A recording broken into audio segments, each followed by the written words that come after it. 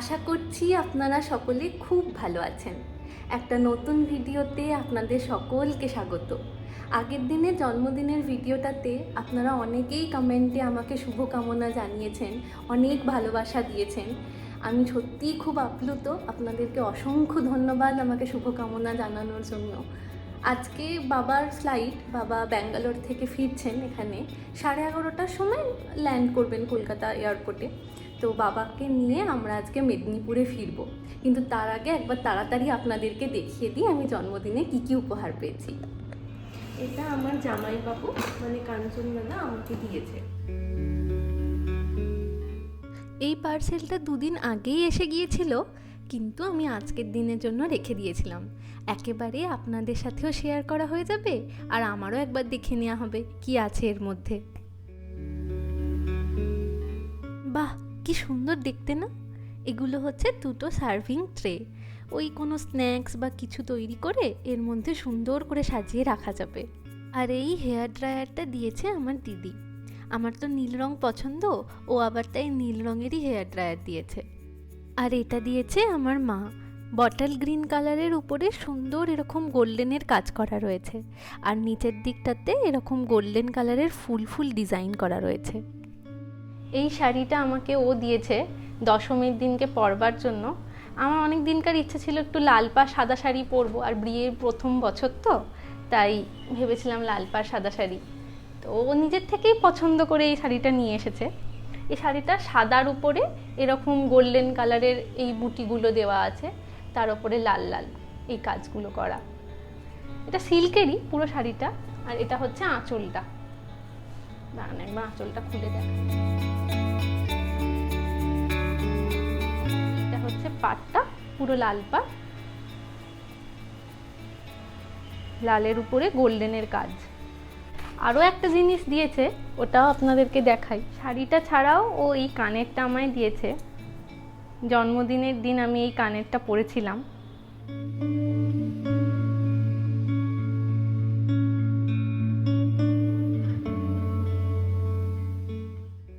মামনি দিয়েছে এই জামাটা।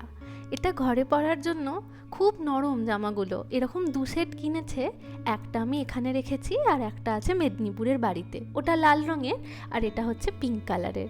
খুবই সুন্দর জামাগুলো, খুব নরম। ওই বর্দি যেখান থেকে নাইটি নেয় না, সেইখান থেকেই মামনি এই জামাগুলো নিয়ে এসেছে। আর বর্দি দিয়েছে এই জামাটা, পুরোটা হোয়াইট কালারের অর্গ্যানজার। আমার অনেক দিনকার এরকম অর্গ্যানজার শাড়ি বা কুর্তি নেওয়ার ইচ্ছা ছিল, বর্দি আমাকে জন্মদিনে এটা দিয়েছে। এখানটা পুরোটা এরকম ফ্লোরাল প্রিন্টের উপরে জরির কাজ, আর নিচের দিকটাতেও তাই রয়েছে। আর এর সাথে আছে একটা ওড়না, এই একই রকমেরই কাজে।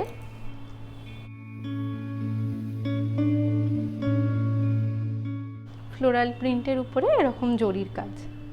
আর ছর্দি দিয়েছে আমাকে এই জামাটা। এটা তো আপনারা দেখেইছেন, সেন্ট্রাল মল থেকে আমি সেদিনে কিনেছিলাম। ছর্দি তো আসতে পারেনি, তো ছর্দি আমাকে বলেছিল পছন্দ মতন কিছু একটা কিনে নিতে। তো আমি এই কুর্তিটাই সেদিনকে সেন্ট্রাল মল থেকে কিনলাম। পুরোটা অরেঞ্জ কালারের, তার উপরে জরির কাজ। দাঁড়ান একবার দেখাই জামা দুটো পরে, তাহলে আপনারা ডিজাইনটা আরও ভালো করে বুঝতে পারবেন।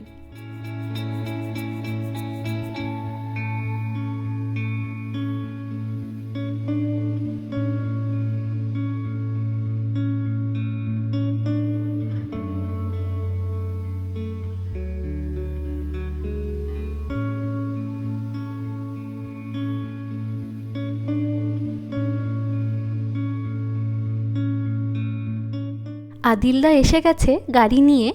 এবারে যখন মেদিনীপুর থেকে কলকাতা এসেছিলাম তখন বাসেই এসেছিলাম, গাড়িটা আর আনা হয়নি। তাই মেদিনীপুর থেকে আদিলদা গাড়িটা নিয়ে এসেছে। যাব বাবাকে আনতে এয়ারপোর্ট থেকে।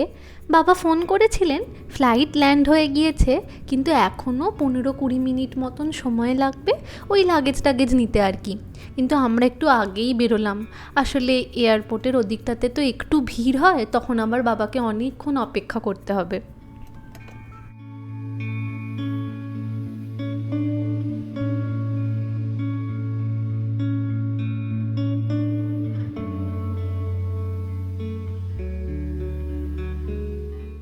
এয়ারপোর্ট পৌঁছে গেছি। যেরকম ভেবেছিলাম যে রাস্তায় অনেক ভিড় হবে, হয়তো পৌঁছাতে দেরি হয়ে যাবে, দেখলাম আজকে একটুও ভিড় নেই, রাস্তা খালি খালিই রয়েছে। বাবাও বেরিয়ে পড়েছেন, ফোন করেছিলেন, বাবারও তাড়াতাড়ি আজকে হয়ে গিয়েছে। এখন ফোন করে বাবাকে একবার জিজ্ঞাসা করে নিই কত নাম্বার গেটে আছেন।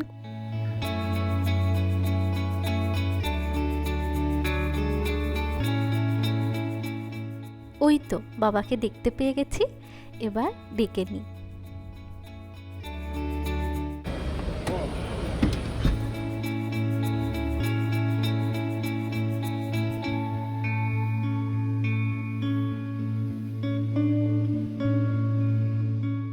চলুন, বাবার সাথে দেখা হয়ে গিয়েছে, এবার বাড়ি ফেরা যাক।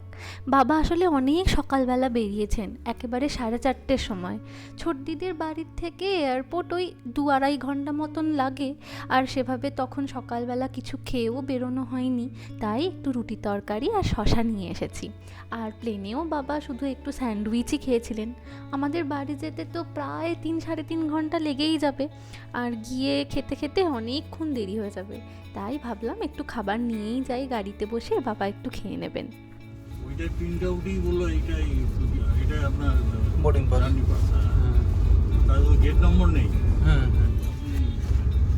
তখন আমি একে ছিলাম।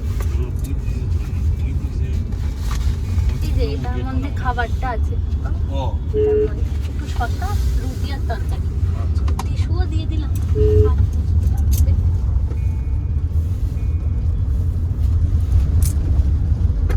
তুমি পিছনে বসতে পারতা তো, আরামসে খেতে বসে। না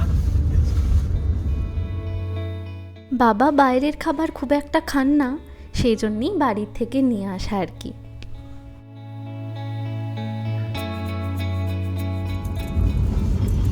কে বানালো মিঠুন? না না, ওই রান্নার আন্টি বানিয়ে দিই।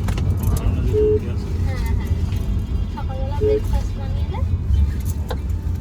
ব্রেকফাস্ট আর রান্নাটা করে যায়। হ্যাঁ, আর বিকেলে কখন আসে? বিকেলবেলা 6টা নাগাদ আসে, তার মানে দুজনের রুটি মধ্যে করে দিয়ে যায়। দুজনের মধ্যে একজনকে না থাকলে তো দুজনে অফিস চলে গেলে তো মুশকিল। হ্যাঁ, তখন মুশকিল। আমার আবার একটু কাজ বাকি আছে। আসলে সকালবেলা জন্মদিনের গিফট খোলার আনন্দেই কিছু কাজকর্ম করা হয়নি, সেই জন্য রাস্তাতেই আবার ল্যাপটপটা অন করলাম। কিন্তু এভাবে রাস্তায় যেতে যেতে কি আর কাজের দিকে মন বসে বলুন? আবার তার সাথে এরকম গুঁড়ি গুঁড়ি করে বৃষ্টি পড়ছে, আরোই সুন্দর লাগছে। আমার এই রাস্তা দিয়ে যেতে যেতে আশেপাশের দৃশ্য দেখতে এত ভালো লাগে, আর কোনো দিকে মন থাকে না। এখানে মনে হয় কোনো মেলা বসেছে, এই যে কত দোলনা। তুমি কাজ করো, জানলার দিকে তাকিয়ে আছো তো। গাড়িতে যেতে যেতে বাইরের দিকেই মনটা চলে যাচ্ছে, কাজের দিকে মন।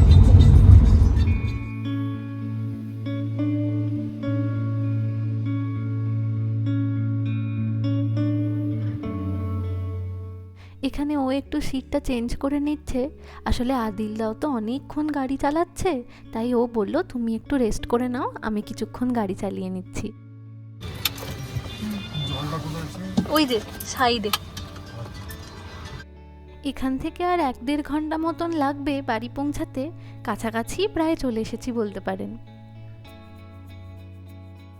আজ তাহলে আসি, আবার আসবো নতুন একটা ভিডিও নিয়ে। ততক্ষণ সকলে সুস্থ থাকবেন, সচেতন থাকবেন, আর সকলের খেয়াল রাখবেন।